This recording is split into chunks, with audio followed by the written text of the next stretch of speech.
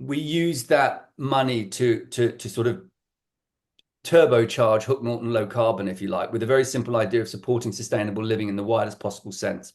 So we effectively got the money because we were going to set up, our primary aim was to set up a rolling refurbishment fund to lend money to homeowners at very low or no interest so that they could do sustainable refurbishments to their homes. We would advise them on that work, and we would then lend them the money, and they would pay us back from, you know, the nominal savings, or should I say, the actual savings that came from their running costs. And we've done about 65 houses in the village for a cost of about four or £5,000 worth of administration, and we've not had a single person not pay their money back. So we've had no defaults on that loan. That's worth just putting in context of the Green Homes grant, I think it was, where they spent 50 million and I think lent to about 1,000 or 1,400 homes. So what one sort of realizes that the power of community can be much more than just building new homes. It can be spread right across all kinds of potential. So, and out of that focus on housing, we started thinking about the main issues. Supporting sustainable living is the wider, looser kind of concept. So that's about energy, it's about transport, it's about work. So we've put about 200 plus kilowatt hour peak PVs on various buildings. You're looking at the local waste recycling centre where we supported to put PVs on their roof. We put them on the Baptist, we put them on the school, we put them on various homes, we put them, help the brewery. They've gone onto these buildings. We've lent money to the shop to have more efficient fridges. And then we set up a car club. So we have the largest community-owned car club in the village, which started off using biodiesel at the brewery and has transitioned across into full electric. And we've got some electric bikes, and we've got all the data around a community wind turbine, which we got in place, and then the last government got in and canned onshore wind. And we are in the process of thinking about picking that one back up and trying to deal head on with the issues around destroying the countryside. And because what's interesting about Norton is that there were 3 iron smelters in the village until 1950. So you've got 3 belching iron smelters, and you've got hundreds of men mainly digging rock out of the hillside and burning it and going to the pubs to drink the beer, which is why the brewery's here. It's an industrial village. It always has been. That's why it was here. And the idea that we are in the windiest part of Oxfordshire, and we are absolutely the windiest bit of Oxfordshire. If you look at a wind map of Oxfordshire, there's an orange boil right over the top of Hook Norton because we are high, cold, and windy, as anyone who's gone for a walk in November around here will tell you. But so energy has become a really important part of that, community energy. And we are now in the process of setting up a community energy, or we've set up a community energy scheme, which means behind the substation in the next door village, you can buy energy off the generators behind that substation. In our case, there's a 1 megawatt PV array in the next village, and there's a biodigester as well. So at the moment, I'll be paying 14p a kilowatt for my electricity, because not only am I making it on the roof here in the office, but we're also to charge the cars of the people who work with us. We're also buying that in from the PV behind the grid. So energy being a key part of it.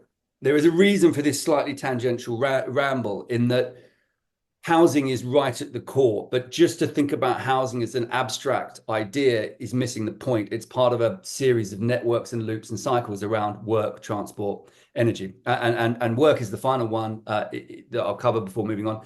And we set up a co-working hub. The idea that you have lots of people sat in their homes working from home. And this was pre-COVID. All heating their houses didn't make much sense. So we located a facility in the village, which actually turned out to be a very cold, grade 2 listed building, which we had to throw lots of oil at to warm up, but with a plan. And there's been a community work hub for about 4 or 5 years, which you can rent a desk at a very reasonable price. So we've done all of these things, and we had done all of these things. And in the meantime, Hook Norton has had about 160 new houses. There's 40 over to the right of this slide, about 60 on the top and 80 in the middle. The blue mark there was a piece of land that we identified as being empty, and critically, The one, I don't know if you can see my mouse. Can you see my mouse at all? Yeah. So that site there was a Taylor Wimpey site, okay, of 80 houses. And so during this period that low carbon Hook Norton's doing all this stuff, we've had all these houses, and that Taylor Wimpey site was incredibly divisive to the community because the community were asked to design a neighborhood plan.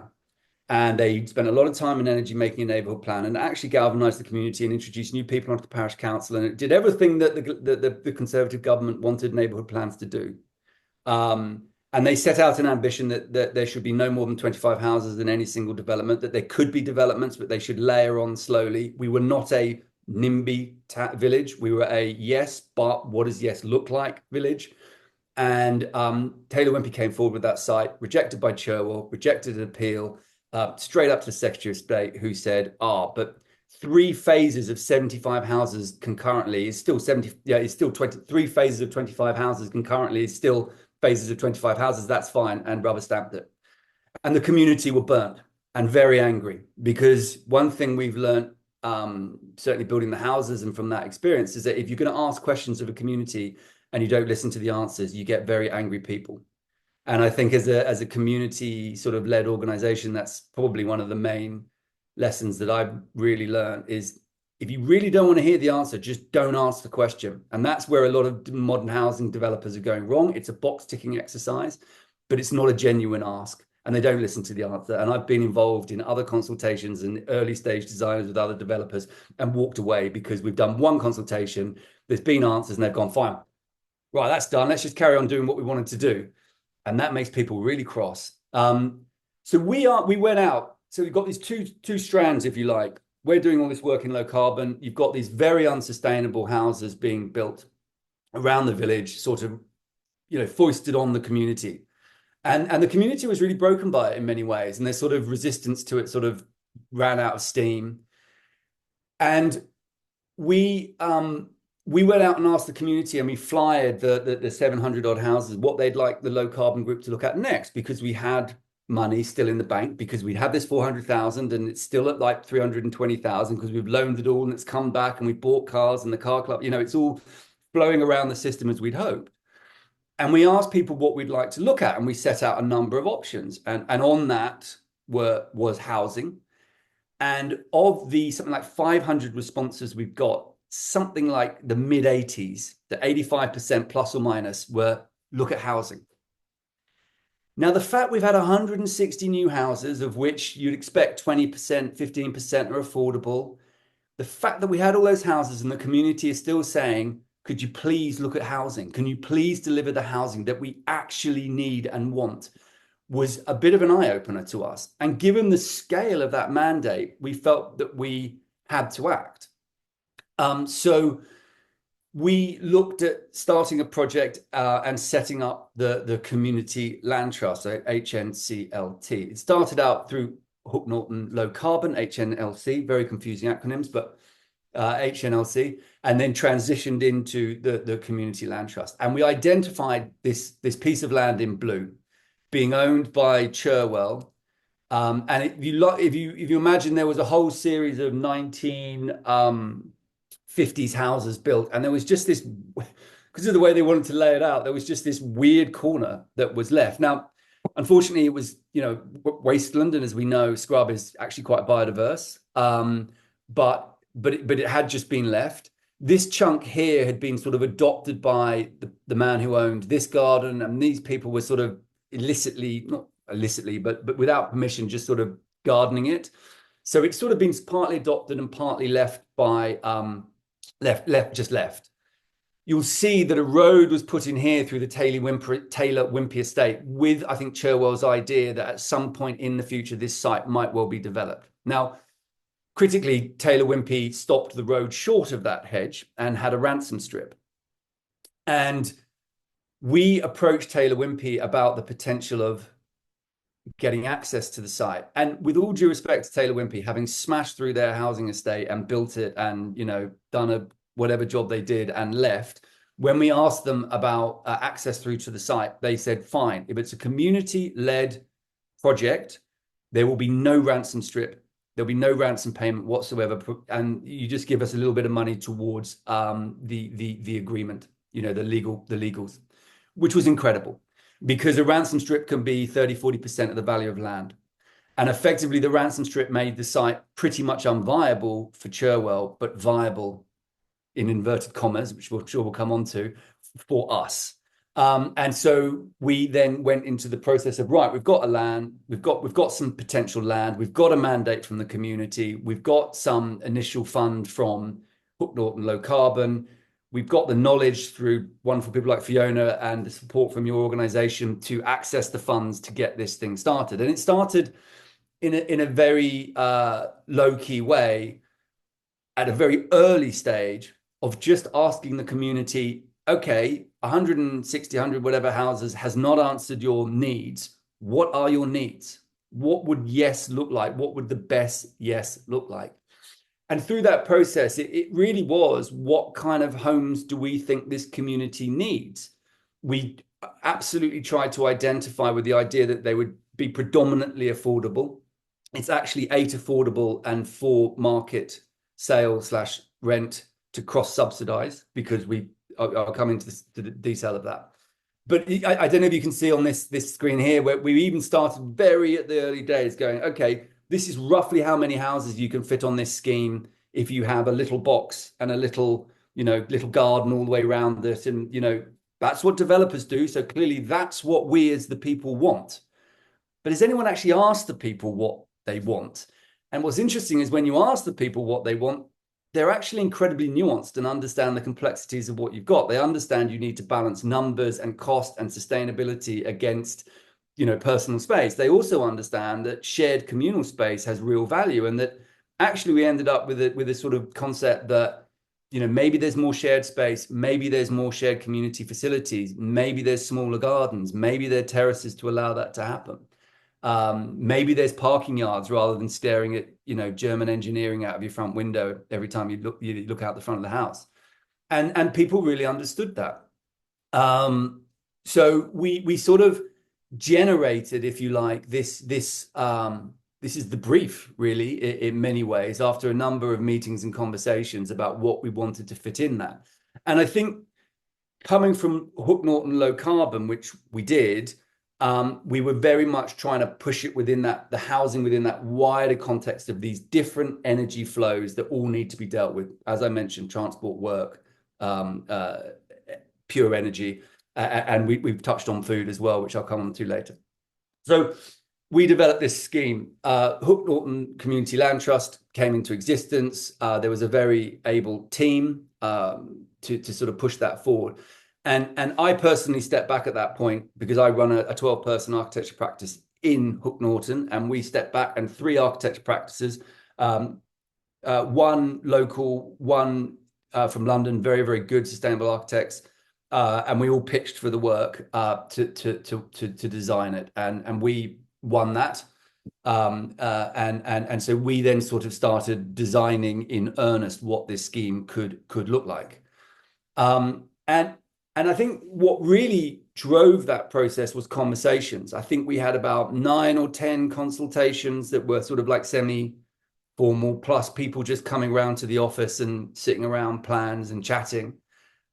Terrible for the balance sheet of our architecture company, but fantastic learning experience. And I think it was about building consensus, so that we ended up with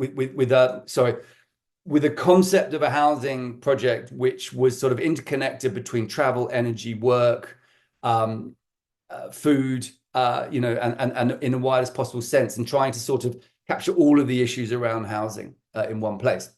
And so this was the kind of the final sort of model of the scheme. What you've got is 2 3-bed houses in what we call the South Terrace, and 2 1-bed houses. You have 8 2-bed houses in the North Terrace there. You have a shared parking yard on one side of the scheme, and right in the middle of it you have a community, a communal space, a village green, if you like, because Hook Norton doesn't have a village green. So there was this idea of a village green, and then a sort of a community building, which the initial intention was to have some workshop space, a library of things, a work hub / cafe. And actually what it's become is and critically, bedrooms for rent. So one of the things about having lots of houses built in your local community is that, you know, one person gets millions of pounds and, you know, can go off on a Caribbean cruise for the rest of their life. The rest of us get traffic, slower broadband, drop water pressure, more pressure at the GP. Yes, they keep the school running, and yes, they've supported the shops, and we've now got a butcher. So they're, you know, don't get me wrong, it's not all negative, and there are new, vibrant members of the community. But I work in architecture and have done for 20 years in this community, in this area, and I don't know a single person that laid a single brick or pulled a single cable on any of those 180 houses or 160 houses that got built, right? So all of that money, that local spend, other than the person with the 5 million, has gone down the M40 in a white van. It has not stayed locally. And guess what? People know that, and people get that, and that makes them really cross. So one of the other byproducts is that all the people that did therapies, that, you know, the talking therapies, or, you know, massage or whatever it is, they used to be at the doctor's rent room at the doctor's. The doctor's completely rammed. There's no chance you can get a bench in there or a chair in there or a room to a therapy room. So at the south of this building is 2 small therapy rooms, like a bedroom with an ensuite bathroom. And they've got a twin purpose. One, they can be rented for therapies, complementary therapies, but also they are bedrooms for rent. So you can have a smaller house. You're not heating that spare room for Aunt Marge 2 days a year.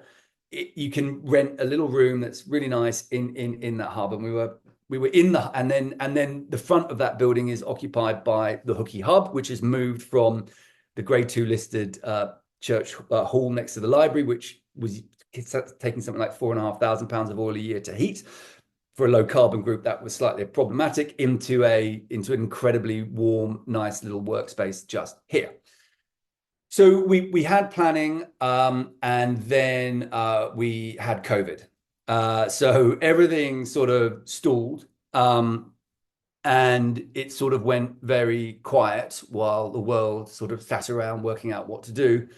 And eventually we came across Greencore Construction and critically people called Oxford Advanced Living, OAL, who have been given a lot of money by various pension funds to build carbon neutral housing, or what they deem as carbon neutral housing. Once you get into the intricacies of carbon neutrality, it's incredibly complicated and a nascent industry as well. And so it's a bit like the Wild West.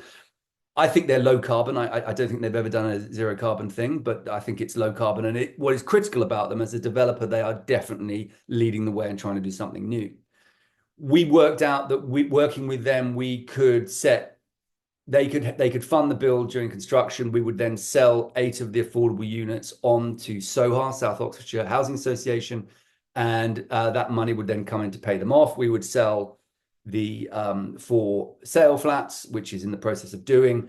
That should pay them off, and with a bit of grants and a bit of share raise, which we'll come on to, we should just about squeak through and come out vaguely smiling. That was the plan. It still is the plan, but I'm sure it's been I feel like it's been a journey. Architecturally, we used PH principles, passive house principles, so high levels of insulation, high levels of air tightness, mechanical ventilation, heat recovery, and critically thermal modeling to ensure that the buildings don't overheat, because when you get to very low energy buildings, overheating is more of a challenge than heating.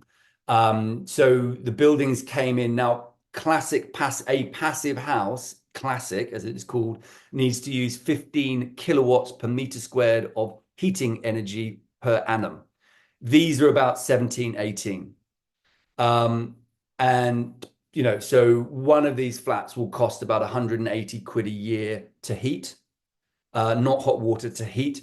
And that's at pure direct electricity costs, because once you get down to that level of heat demand, a heat pump will never really pay itself off. But once you add in the replacement cycle of the heat pump and the maintenance cycle. So once you get to very low energy, you don't need that stuff. I'll come on to energy in a second. So this is the North Terrace, and you've got 4 affordable on the left and 4 for sale on the right. Now, you might say, why are they split up? We didn't want to split them up like that. We wanted to mix them. Cherwell wouldn't let us do that because we actually purchased this section, the far section of the site, from the man who owned it for £50,000.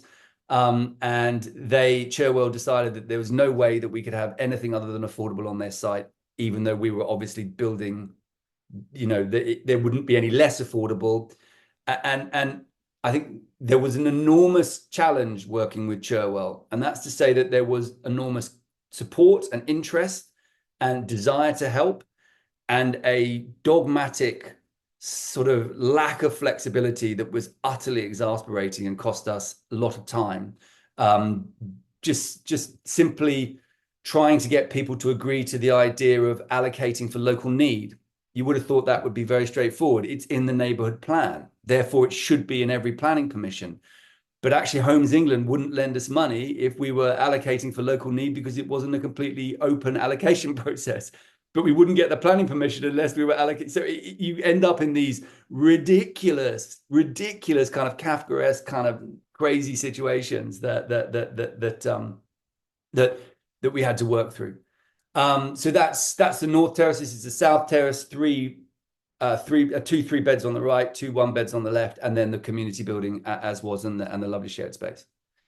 And this is a kind of jumping through the kind of the pain of construction, which was it's very easy to criticize. Actually, Greencore did a great job. The real challenges we had were that build costs went up probably 40%, 30-40% during the time from the beginning of this scheme to the end of scheme. So that's been enormously challenging. We had to do some value engineering on that. And within that, we had to think about the carbon side of it. So this is the kind of the fundamental architecture of it. And what is amazing actually is from those terraces up there, those little balconies, you get an incredible view of both the church and the brewery tower. So they really, and look out across the cricket pitch and the football pitch. So, it really is a fantastic, it is not like the affordable housing stuck away at the very arse end of the site where no one goes, which is exactly what happens in the Taylor Wimpey estate behind us. So you can see the terraces. They are, slate and black timber. They're supposed to reference the sort of edge of village semi-agricultural sort of language because of the scale of the structures, because we wanted to go for terraces. And the thing about low energy architecture is it's very hard to make it low energy if it looks exactly like the buildings in the rest of the village. And I do remember one Saturday morning being yelled at by a very pleasant man who lives next door to the site in his 1950s, those slightly weird 1950s ex-council houses that have got massive roofs and the tops are rendered and the bottom are stone. They're quite nice, right? Don't get me wrong. I like them. They do not look a thing like the traditional housing stock of Hook Norton, but he was shouting at us how ours look completely different. It was ruining the village. It's like glass houses and stones. Dude, your house looks nothing like the rest of the village. Like, that's fine. And that's development. Anyway, he didn't want to listen to conversations. He just wanted to swear. That was joyous. So, you get a sense that they're very high space standards. I mean, the 1-bed flats are absolutely beautiful inside and they're all amazing space standards and incredibly warm. And there you see the community building on the left. You see the view across to the cricket pitch. You see the wider landscape being out there. So the front half of that building on the left there is the work hub, and the back half are the 2 rental bedrooms. Now, you can see the car park there. Critically, the car club has relocated. So each resident gets a parking bay, and there are 5 parking bays dedicated with car chargers for Hook Norton Car Club, which are electric cars, which works out significantly cheaper than owning a car. And we're in the process of we need to widen the conversation with the residents to get them to engage with that. The car club is fun, is well used, but that's good. You've got about 3 or 4 people. You've got 12 members of the regular members of the work hub, probably about 2 or 3 people there at any one time. So that is working. And then, we've got transport being dealt with by the car club. Oh, and actually, I don't know if you can see it, but what's amazing about it is there's a new bridge here across to the Sports and Social Club. There's actually a new bridge you can't see over to the right. There's the connection through to the Taylor Wimpey estate to the north.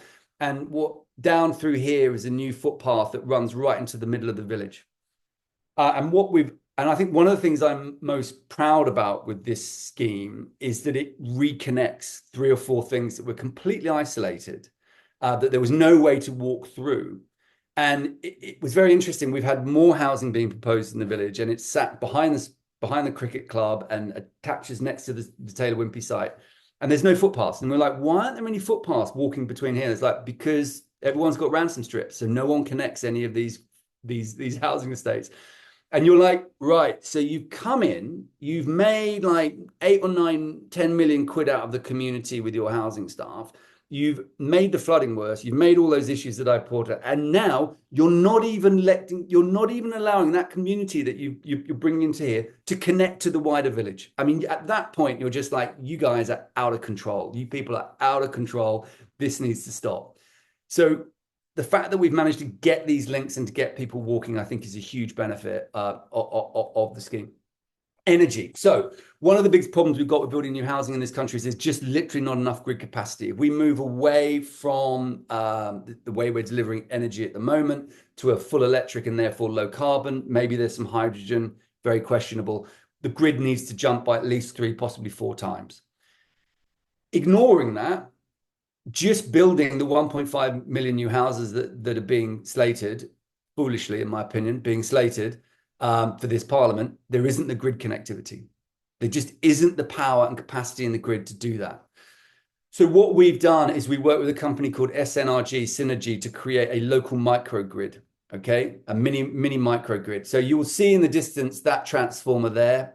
That's connected to the Sports and Social Club, which had 50 kilowatts of PV that we'd put on it about 4 or 5 years previously. We then came along, or working with Synergy, the wider team came along and upgraded that transformer to being a little bit larger.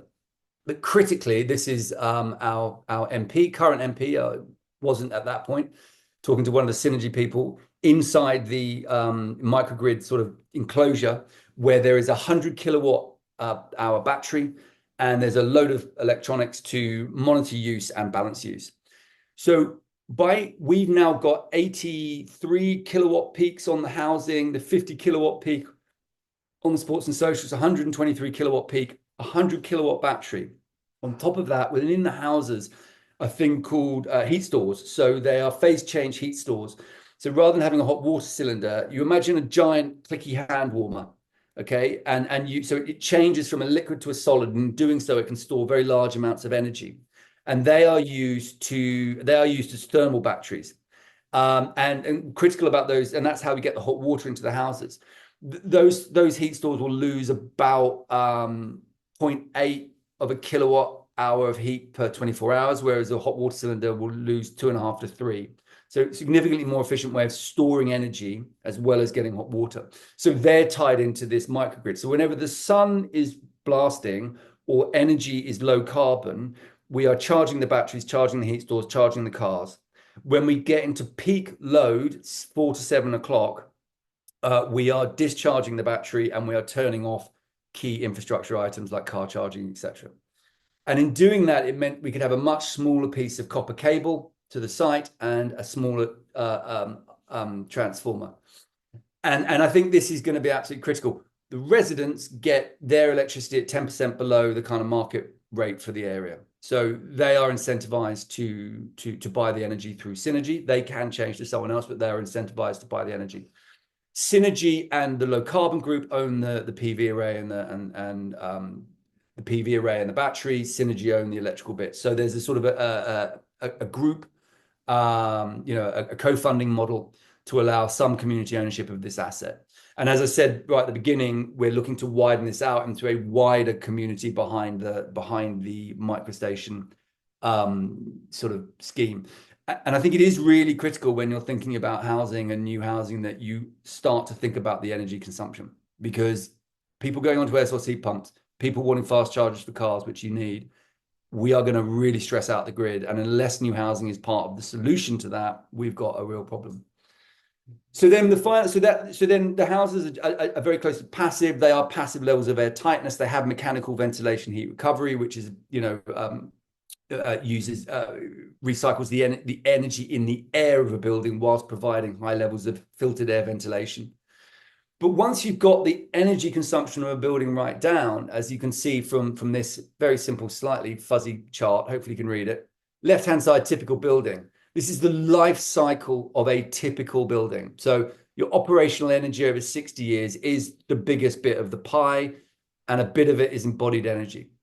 But critically, as you move towards a high-performance building, the embodied energy, the energy it's taken to make the stuff, to make the building, to get the building standing, to replace the bits in the building as they go wrong, becomes the largest part of the pie. The government have not even started thinking about legislating for embodied carbon. It's utterly insane. And actually, when you look at life cycle carbon, we have a massive problem. So life cycle carbon, as I said, is the energy to make the materials, build it, run it, replace the things in the building, or in this case, a house over 60 years, and then take it down. Now, 60 years is an arbitrary period, but that's the one we're using. Critically, a standard PLC house builder will produce between 180 and 200 tons of CO2 for that 60 years per house.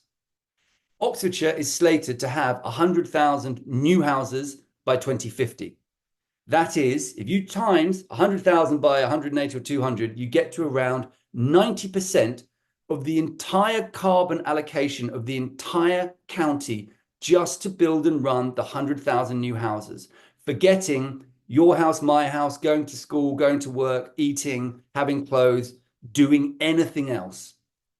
And nobody is talking about it. We have a massive, massive challenge. So we wanted to tackle, and Greencore were very much critical to that. And prior to Greencore, we've been doing a lot of embodied carbon analysis on the design. So we were targeting carbon and efficiency right from the very beginning, and continue to work with Greencore. Now, critically, there's 12 homes, and if you look at the life cycle carbon for their 12 homes, Greencore claim about 140 tons for all 12 homes for 60 years, right? So that's a 12th of the one home. Okay. Now, admittedly, there's slight scale issues, but let's say it's a 10th. If you include what is called sequestered carbon, so that is the carbon that is locked into the building because we're using hempcrete, so that's hemp and lime as part of it, wood fiber and wood construction. You say, well, look, for the next 100 years, we've locked 120 tons of carbon out of the atmosphere into these buildings. Actually, we're talking about 30 tons of CO2 emissions over the next 60 years.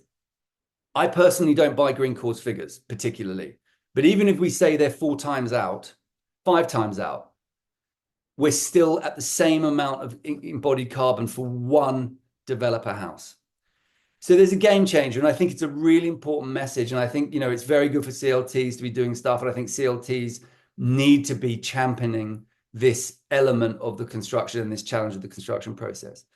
And it's very much part of why we've been involved as a low carbon group, and I think why a lot of people in the wider community have been involved, is having had 160 houses and being told what our housing should be. We wanted to change the narrative, and we wanted to say, no, we think this is what housing can be. And even if it's an exemplar and it doesn't get replicated, which we bloody hope it does, we've set out the stall for what we value in this community. So if anyone comes to build houses here, we can say, it needs to be more like that. And if it's more like that, we'll start to support it. And we want other communities. And we've had about, I think, 8 or 9 different CLTs. I might be 6 or 7, but I can't remember, at our open day, just seem to meet CLTs from all the local villages and towns who are coming to see what we've done, which is really really good. But critically, it's about home, right? And it's about people, and it's about people being able to stay I'm going on for too long. I'm going to finish very soon. I do apologize. And on the left, you've got Hannah, who works in the butchers, who's from the next door village, Milcombe, which is part of our catchment area. On the right, you've got Rachel, who's an art teacher, whose parents have lived in the village for 10, 12 years. And she has been living in the village for about 5 or 6 years as well. And they finally got to move in. There is a real challenge around allocation and allocation policies, and the fact that you end up building these things without the people who are going to live in them. And that was really hard for us. Now, last night we had our meeting, our monthly meeting, and Rachel is now on the board. and we are sort of moving away from it being about the sort of, it's moving towards the people who are more involved in this, living in the scheme and pushing it forward, which is really exciting. And then we had a share offer with a target of 500,000. We actually got 350,000, so 150,000 short, and we now need to go back to our funders to renegotiate our debt, which is tight. There's no question. We got held up with Sohar taking a very long time to sign their lease, which meant we got absolutely nailed by some very high interest, which we need to go and renegotiate. It's going to be, I'm not going to sit here and say it's rosy. I think it is doable. I think we will navigate it. I think there's a lot of largesse to make this scheme stand up and work, which we've always relied on because we pushed it as far as you possibly can. Should you, and just to say, finally, we've got a small growing area that we need to develop over the next year. Should a scheme try and tackle work, transport, embodied carbon, life cycle carbon, in-use energy? It's a lot, and it really, given the changes in build costs, has been a real challenge. But I'm confident that we will navigate that. So, having done the architecture and leaving the sort of the CLT was being run by wonderful people like Fiona, who has been an absolute flipping legend, and Kathy and Tim and some amazing people in our community. It's now moving on to another group, which is great to see. And as was mentioned, we've won a lot of awards: Collaboration of the Year, Best Affordable Housing, less than 5 million, Net Zero Award finalists of Building Awards, New Homes Awards, Evening Standard, Best Low Carbon Homes. So national as well as regional award, which is great to see, and I think shows that we did do something. So I think the main lessons are that housing is just one part of a very complex flow of energy and wealth, and it needs to be thought of as a wider part of societal issues than just here's a home and let's build our way out of the housing crisis. I'm not sure that's going to quite work. I think we need to really think about energy, and we really need to get councils much more up to speed on this. We need much more help from local councils and support from local councils to make this happen. We had so much work pushing our way through Cherwell's bureaucracy, even though there was an enormous willingness and they'd given us the land. Even so, it was at times exasperating, and I'm surprised Fiona's not completely grey like I am, because it was incredibly challenging. So I've rambled on long enough, but thank you very much for listening. That's fantastic. I mean, thank you very much for that, Charlie. That was a really interesting talk there. It was great taking with the photos you showed there of people actually moving into the homes. I mean, I used to work as a rural housing enabler at Community First, and the best moments I had in that job were the opening of rural housing schemes and watching local folk and their kids move into their new homes. I mean, it's all about people at the end of the day. Also really interesting how community-led housing can be part of that, part of the heart of or part of a step change to more sustainable, resilient communities, and but closely linked to all the other stuff that needs to happen to with food and energy security, and et cetera, et cetera, et cetera. All of it being about community-led stewardship of assets and how to get folk involved really at the kind of grassroots and in shaping what they want from their own places to make them work for them for now and into the future. We've got time for question and answers now, but I wanted to just kind of kick off with one from myself, take advantage of the fact that I'm now rambling on at the moment, so I'll ask a question. You touched on what needs to happen to kind of make more of these schemes happen. You went through all the challenges, significant challenges, and all the enthusiasm and determination that you as a group needed to kind of keep on pushing. That's hard work. I mean, not everybody has those levels of determination and the levels of skill to push that forward. So, I mean, what do you think? And you touched on some of this, as I say. What do you think local authorities need to do to enable community-led housing to happen, but also, maybe more importantly, what needs to happen at the national level to kickstart a step change? Yeah, it's a really good question, because actually I suddenly thought when you started speaking, oh God, I forgot to say something really important, which is the lessons learned.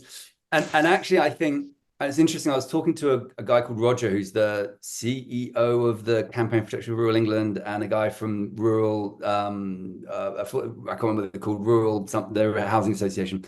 And we were talking about the lessons learned, and it's very unlikely that you're going to get the alchemy of the people that happen to be in Hook Norton. I mean, you will occasionally, but really that's like asking lightning to strike, in every village, and it isn't. It might strike 1 in 10, it might strike 1 in 20, but that seems to underestimate the need and the potential of CLTs. And I do wonder if we need to think about a sort of CLT light version, which is actually about understanding what the community wants and what the community will support. And I don't think that parish councils are the place to do that personally, because parish councils are predominantly grey, homeowning, and certainly in rural Britain, white. They represent a certain part of the community, and they will come up with certain answers. They are not going home to a damp, smelly, overpriced rental home. Let's be clear. Now, that's not saying that they all aren't, but the large majority of them aren't. I'm not sure they feel this crisis in the way that the young do. So I really think that CLTs as a sort of CLT light needs to be thought about, which is how do we get people to get the enthusiasm and understand the kind of the needs and the specific needs of the community and the opportunities of the community, and then very quickly work with RPs, local councils, to provide those answers. It's almost like a neighborhood housing plan. How do you actually work that? And I think that would be one of the things that should happen, because it's not going to happen that you have the skill sets. It's just not. We're very lucky, and we're quite a large village, and that's the only reason I'd say that it did happen.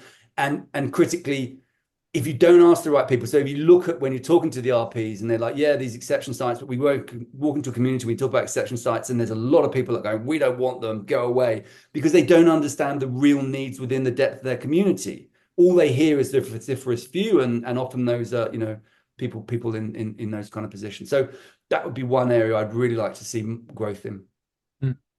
Oh, thanks for. I mean, yeah, CLT light sounds like something to explore. Absolutely. Maybe take that back to Fiona and to collaborative housing. Have a think about that.